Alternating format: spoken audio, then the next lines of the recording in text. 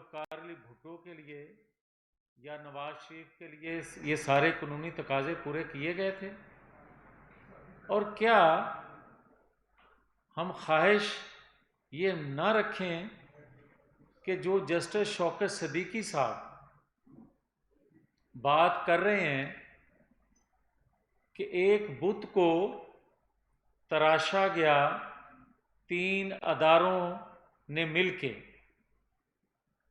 اور آج کیا وہ بت جو ہیں یا وہ بت جو ہے اس کو سہولت اسی طرح مل رہی ہے یا کسی ایک جانب سے زیادہ اور کم مل رہی ہے، یا کوئی نیوٹرل ہو گیا ہے؟ اگر نیوٹرل ہو گئے ہیں چیزیں تو نظر بھی آنا چاہیے، جو کہ ابھی 3 جانب سے جو اس بت کو تراشا گیا تھا کئی جگہوں سے نظر اس طرح نہیں چیزیں آ رہی۔ یہ قوم کا سوال ہے، اور میں ہمیشہ شیخ رشید کی شیخ چلیاں جو ہیں اس سے متاثر ہونے والا نہیں، مگر شیخ رشید کی یہ بات مجھے کسی حد تک نظر آتی ہے پوری ہوتی کہ انصاف کے حصول کے لیے لوگ باہر آئیں گے، کہیں خدا نہ خواستہ انصاف کے لیے لوگ باہر نہ آ جائیں، تو پھر اگر ہم یہ سوال کریں کہ ہم نے سیاست قربان کی ریاست کے لیے، جو کہ ریاست کو ضرورت ہوگی تو بار بار یہ قربانی ہم دیں گے، مگر کیا آئین قانون کی بالادستی کے لیے وہ انصاف جو قوم چاہتی ہے دیکھنا، اس کے لیے کیا اداروں کو دباؤ میں لایا جائے گا یا اداروں پر چڑھائی کی جائے گی، حملہ آور ہوں گے؟ کبھی ہماری یہ خواہش نہ تھی نہ ہے، مگر انصاف کے حصول کے لیے بڑے دکھی دل سے یہ کہہ رہا ہوں کہ کہیں قوم باہر نہ آ جائے، اور اگر دباؤ میں کسی کو طاقتور جانچنے کا پیمانہ ہے تو پھر کہیں ایسا نہ ہو کہ قوم بھوک افلاس سے تنگ، محرومیوں سے تنگ، جو انصاف نہیں ملتا اس سے تنگ، وہ برداشت کر رہے ہیں ریاست کے لیے، اور جو پھر سوال اٹھتا ہے قوم کر رہی ہے کہ ہم نہیں کہتے کسی کو کہ کوئی غدار ہے یا کوئی کسی کے ایجنڈے پہ ہے، تو پھر قوم یہ سوال کرنے میں حق بجانب ہے کہ 2017 کا چلتا پھلتا پھولتا پاکستان آج جس حال کو پہنچ گیا ہے یہ کس کا ایجنڈا تھا؟ یہ سوالیہ نشان ہے ان شخصیات پر بھی جو بینیفیشری تھیں ان سالوں میں۔ تو پھر میں یہ کہوں گا کہ آج اگر ہمیں دھمکی یہ دی جا رہی ہے کہ جناب 25 مئی کو میری مکمل تیاری نہیں تھی، اور پھر بھائی آج کون سی تیاری کر کے آ رہے ہو؟ آج گلگت بلتستان، کشمیر سمیت 2 صوبوں کی حکومت، اس کے وسائل اور بلکہ انتظامی امور کو دیکھنے والے اداروں کی سرپرستی میں اگر مظلہ جتھوں کو لے کر آ رہے ہو تو کیا ہمیں معلوم نہیں؟ کیا ہم جانتے نہیں کہ اب تمہاری تیاری کیا ہے اور کن مقاصد کے لیے تم راتوں کو کن کن کو ملتے ہو اور کیا کیا منصوبہ بندی ہوتی ہے؟ تو ایک چابی والا کھلونا ہے، اور چابی والا کھلونا اپنی مرضی سے موو نہیں کرتا.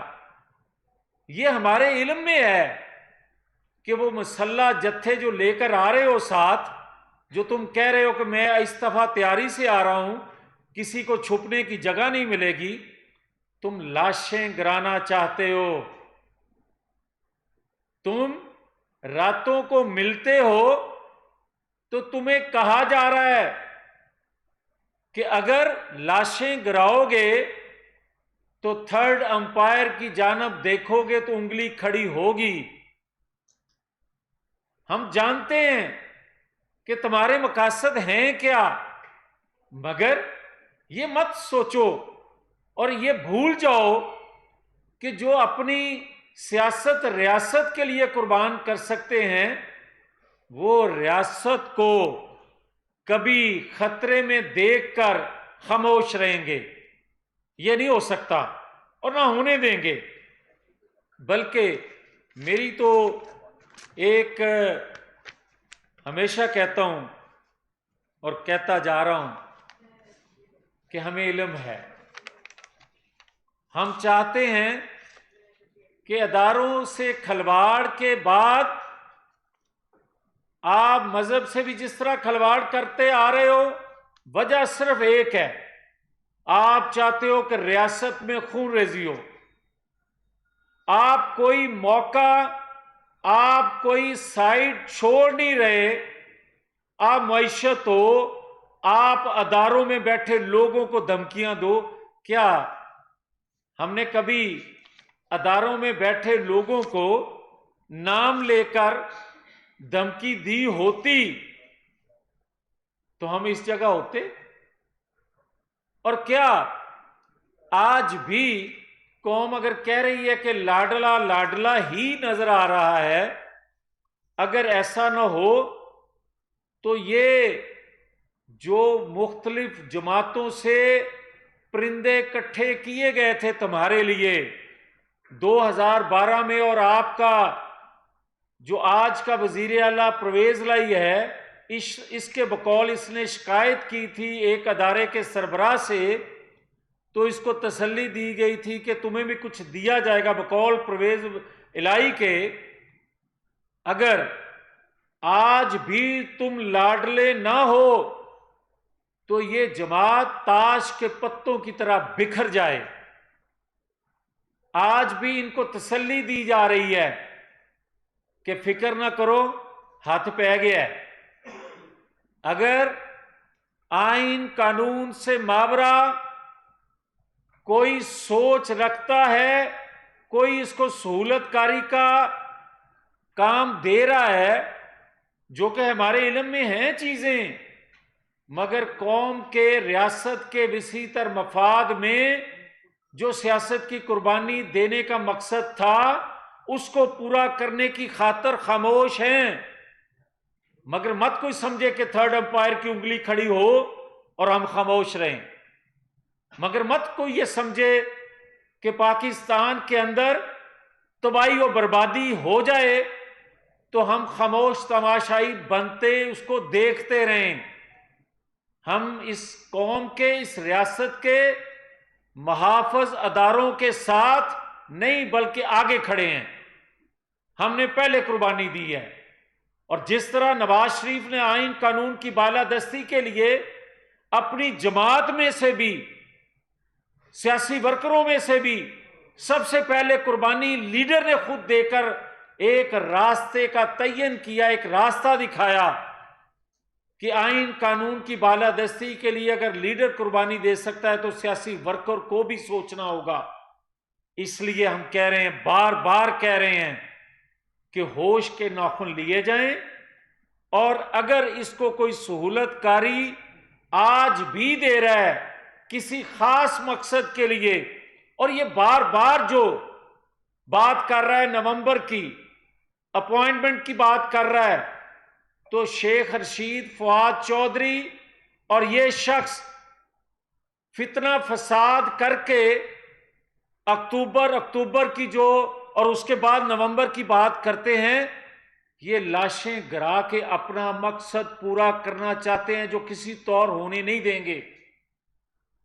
اور سب پاکستانی محب وطن لوگوں کو جو اداروں میں بیٹھے ہیں، کسی کی دشمنی یا کسی کے عشق میں مبتلا کسی کو نہیں ہونا چاہیے، مجھ سمیت۔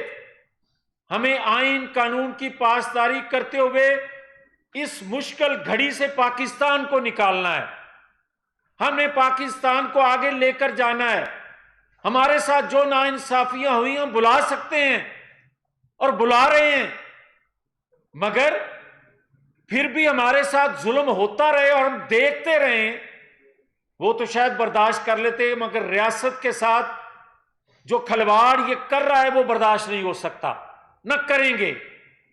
اس لیے احتجاج کرو، ریاستی مشینری دونوں صوبوں کی استعمال مت کرو، نہ کرنے دیں گے۔ احتجاج کرو مگر مسلح نہیں کرنے دیں گے۔ آپ اپنی بات کرو مگر اداروں میں بیٹھے لوگوں کو گالیاں نہیں دینے دیں گے۔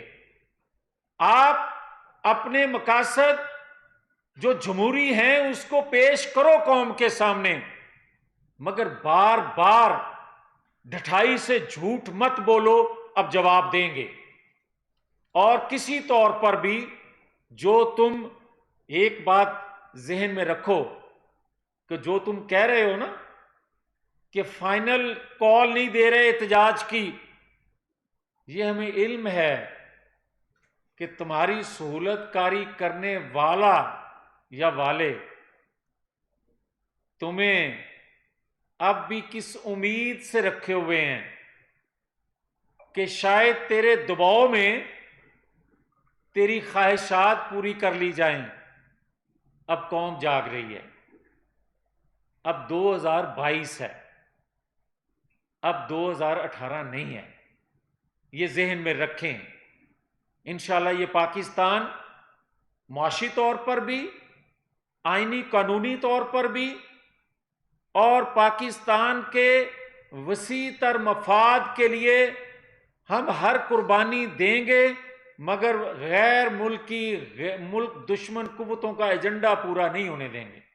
بہت شکریہ۔ یہ بتا دیں جو آپ نے دوہرے معیار کی بات کی، یہ جو دوہرا معیار عدالتیں یہ رکھی ہے، آپ نے نام نہیں کسی کا لیا، آپ کا اشارہ کس طرف ہے؟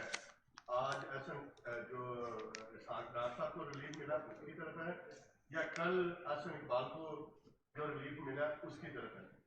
آپ نے بات کی لاڈلے کی، تو آپ نے پھر بھی نام نہیں لیا۔ ڈرنا کون تھا؟ جو بریکرس کے بہانے چلے گئے یا کچھ اور تھا؟ تو نام تو لینا کسی کا۔ آپ نے خون ریزی کی بات کی، ماڈل ٹاؤن آپ کے سامنے ہے، عدالتوں کی بات کی تو سپریم کورٹ پہ ہم نے سب کے سامنے ہے۔ اب کچھ بتائیں تو صحیح، کون لڑ رہا ہے، ریلیف کس کو مل رہا ہے؟ یہ سوال ہے یا تقریر ہے؟ اچھا میں سب سے پہلے وہ جو ماڈل ٹاؤن کی آپ بات کر رہے ہیں، یہ ان سے سوال کریں جو 4 سال حکومت میں تھے اور کہتے تھے کہ انہوں نے قتل کیے ہیں۔ بھائی تمام ادارے ان کے کنٹرول میں تھے، انصاف کے پیمانے بھی ان کے اپنے تھے، تو پھر کیوں نہیں اس وقت انویسٹیگیٹ کیا یا احتساب یا انصاف کیا؟ اور جہاں تک آپ کا یہ سوال ہے کہ جناب باہر جانے والے لاڈلے ہیں یا یہاں رہنے والے لاڈلے ہیں، تو کیا آپ کے علم میں نہیں ہے جسٹس شوکت صدیقی صاحب کیا فرما رہے ہیں؟ کیا آپ کے علم میں یہ باتیں نہیں ہیں کہ ارشد جج نے کیا کہا تھا؟ کیا آپ کے علم میں یہ باتیں نہیں ہیں کہ اب تک لاڈلے کے ساتھ کیا سلوک ہو رہا ہے، اور ایک ایک نقطے پہ ہفتوں باتیں جو ہوتی تھیں اور جس طرح کردار کشی ہوتی تھی اور جو الفاظ استعمال ہوتے تھے، اس لاڈلے کے لیے ایسا ہو رہا ہے؟ یہ ہے لاڈلا؟ جی پلیز۔ جاوید حسین صاحب، دنیا نیوز۔ یہ سب یہ لاڈلا پن جو ہے وہ ادارے کی طرف سے ہو رہا ہے یا کسی ایک فرد کی طرف سے؟ دیکھیں جاوید صاحب، جن 3 اداروں نے مل کے اس بت کو بنایا تھا، جو بقول جسٹس شوکت صدیقی صاحب کے، تو لوگ تو کہہ رہے ہیں نا بھائی کہ ابھی بھی جو سلوک اس کے ساتھ ہو رہا ہے اور جس طرح یہ کہہ رہا ہے بند کمروں کے اندر فیصلے ہوتے ہیں، اور جو نام لے رہا ہے ججز کے، جرنیلوں کے، تو کوئی نوٹس تو لے نا۔ پھر فواد چودھری اگر بات کرتا ہے، اندر یہ معافی مانگتے ہیں کہ ہم شرمندہ ہیں کہ ہم نے کسی عدلیہ کے محترم جج کا نام لیا، دھمکی دی، باہر آ کے کہتے ہیں کہ ہم نے تو معافی نہیں مانگی۔ کیا آپ دیکھ نہیں رہے کہ کیا ہو رہا ہے؟